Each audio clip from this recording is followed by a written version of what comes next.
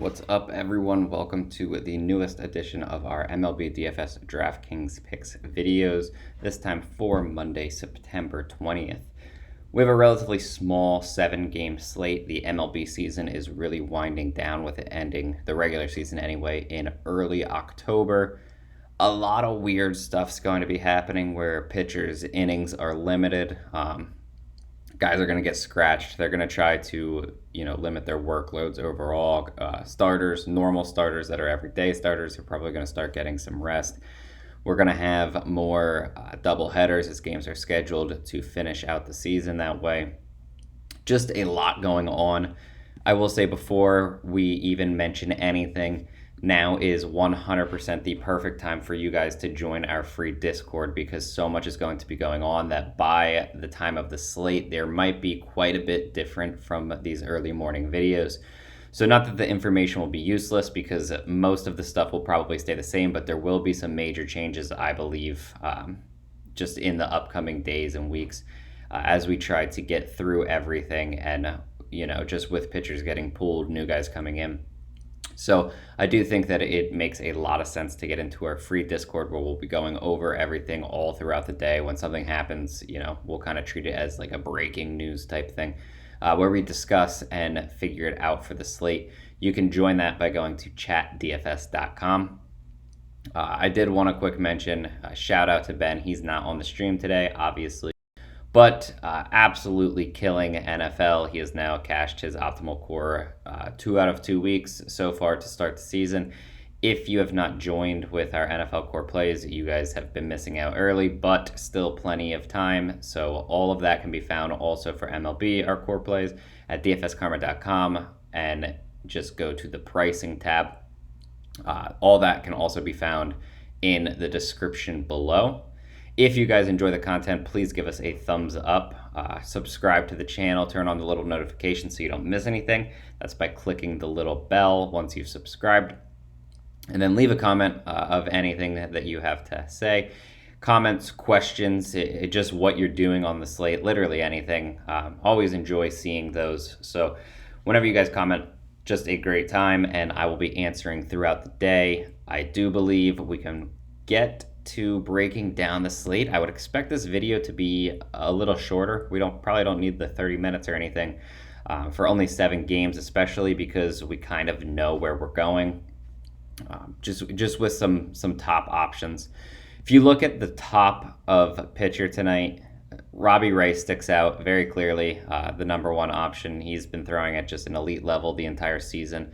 I believe he's scored like 35 plus fantasy points in 5 of his last 6 starts. He's throwing upwards of 100 pitches. He's coming off a 41-point performance against Tampa Bay, and he gets a matchup against them again. So Robbie Ray is the top arm. The only other guy that I would necessarily think is that close would be Freddie Peralta at 9,200, just because he's $1,000 cheaper.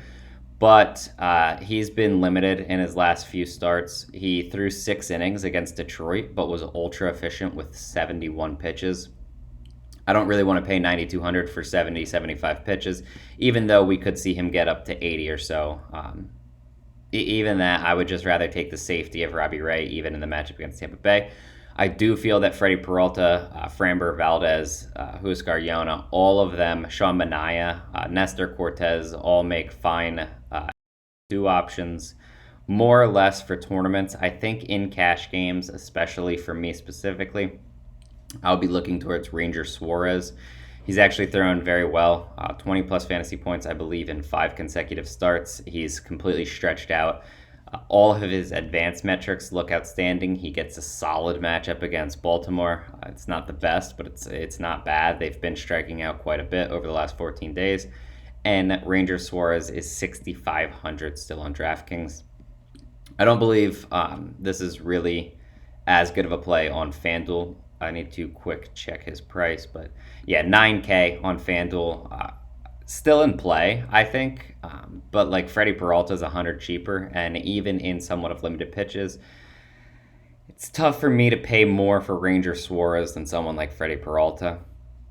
Again, though, try to get up to Robbie Ray, even at 11,000 on FanDuel. I know that's a little tougher than the 10-2 price tag on DraftKings just because of the way that the slates are priced. But he's really my number one tonight. So Robbie Ray, 1, Ranger Suarez, SP2 in cash, most likely for me. And then you have a few different guys. My pool for tournaments then would be Freddie Peralta, Sean Manaea, Nestor Cortez, and Huascar Yona. That's probably it. I don't really think that there's anyone else that I'm overly looking to use.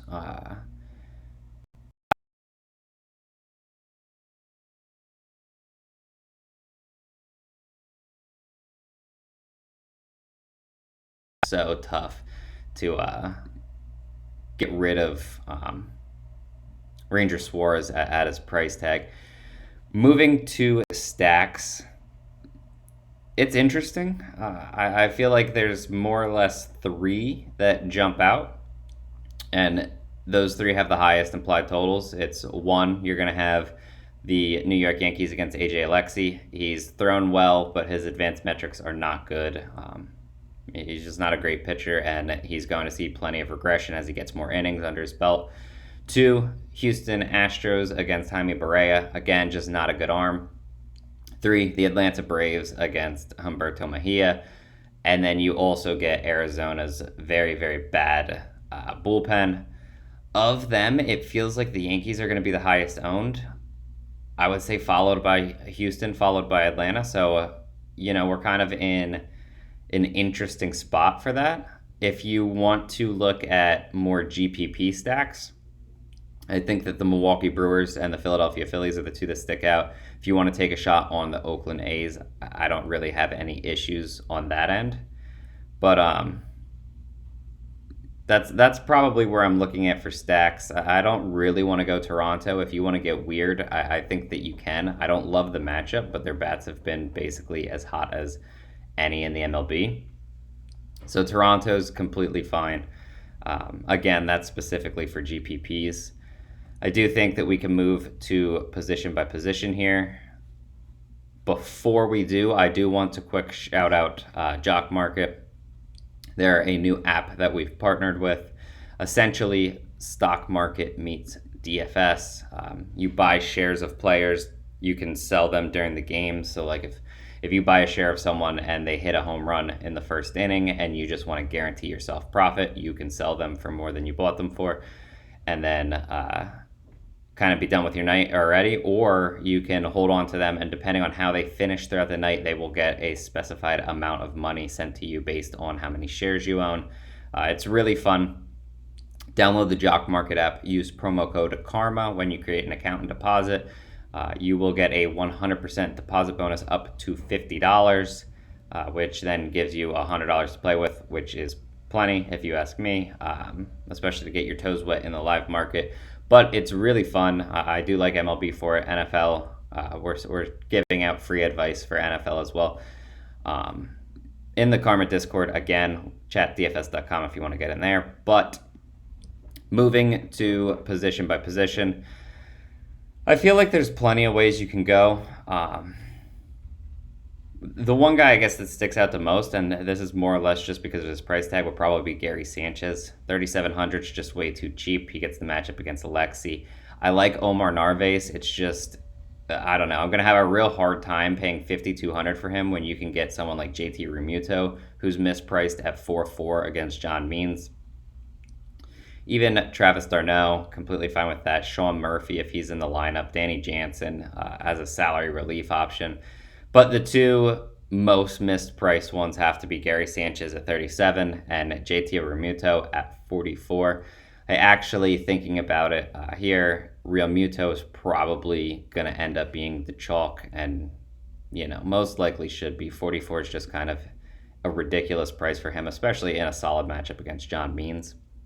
Moving to first base, Anthony Rizzo against AJ Alexy is just drastically underpriced at 3,800. If you can get up to Freddie Freeman, 52 is 100% fine, especially in a matchup against Mejia, and obviously you get Arizona's bullpen. So 100% fine on that end as well.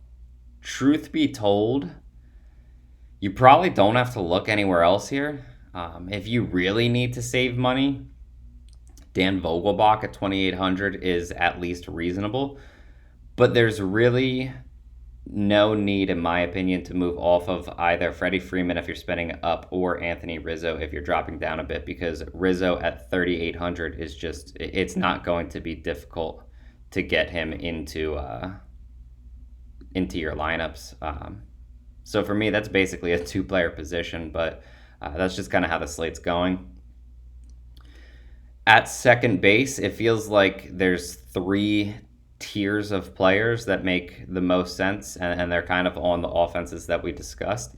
If you can spend all the way up, Jose Altuve at 5,700, I'm 100% fine with that. If you need to drop down a little bit, Ozzie Albies at 4,800, and then drop down a little bit more, DJ LeMahieu at 3,800. All three projected to lead off for their respective teams. All three get really good matchups on the slate, and all three come with plenty of upside. Some other guys that I at least have some interest in for tournaments specifically. Colton Wong at 43, no issues there. Gene Segura at 45, Josh Harrison at 44. Those are all players that I would at least consider on the slate specifically for tournaments. But again, you're sticking with probably Altuve, Albies, or LeMahieu. You're finding a way to fit one of those three in. At third base, once again, Alex Bregman is going to be a pretty easy plug and play at 4,200. If for some reason you really, really can't get to him, DJ LeMahieu's 38, but I would expect that you can find the extra 400.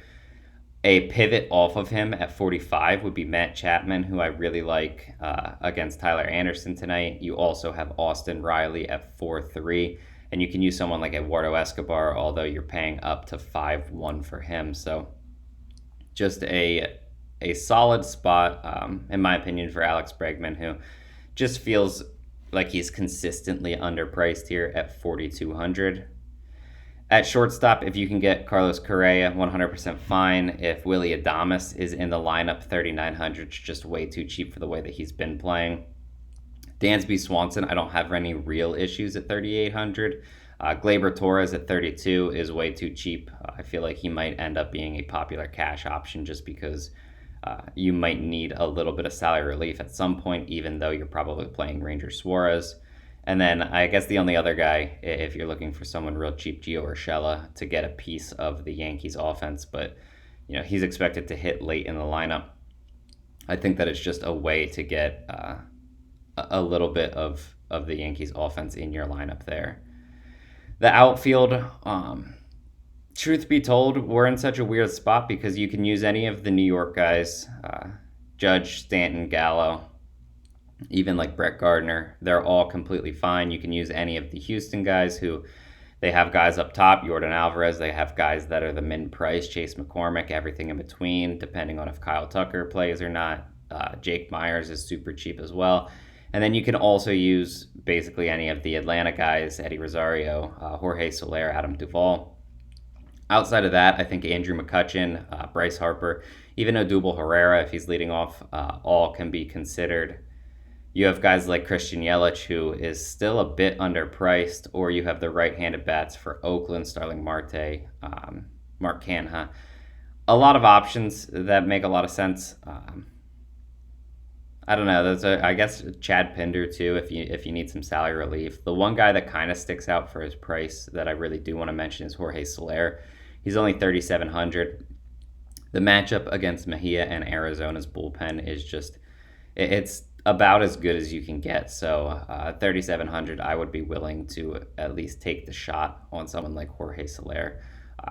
But a lot going on in the outfield. Again, if you guys have any questions on who to play, anything that you're wondering about, feel free to drop them in the comments. That goes for pitchers, hitters, stacks, literally whatever you need help with. I'll answer it throughout the day. We can move to the home run call here. It's kind of tough. I'm going to go with Andrew McCutchen, though. A lot of power against left-handed pitching. John Means is a fly ball pitcher. They're playing in Philadelphia's hitter-friendly stadium. So I'm going to go with Andrew McCutchen as a home run call. You guys let me know who you're going with for the home run call, and good luck tonight. I believe Ben will be back with a video tomorrow, but until then, good luck.